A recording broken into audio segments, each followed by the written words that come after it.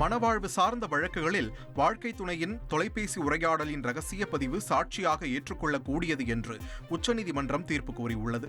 முன்னதாக மனவாழ்வு சார்ந்த வழக்குகளில் வாழ்க்கை துணையின் தொலைபேசி உரையாடலின் ரகசிய பதிவு அந்தரங்க உரிமையை பாதிப்பதாக கூறி அதை சாட்சியாக கொள்ளக்கூடாது என பஞ்சாப், ஹரியானா உயர்நீதிமன்ற தீர்ப்பு வழங்கியிருந்தது. இந்த நிலையில் அந்த தீர்ப்பை ரத்து செய்த உச்சநீதிமன்றம் இது தொடர்பான மேல்முறையீடு மனுவை விசாரித்து இந்த தீர்ப்பை வழங்கியுள்ளது.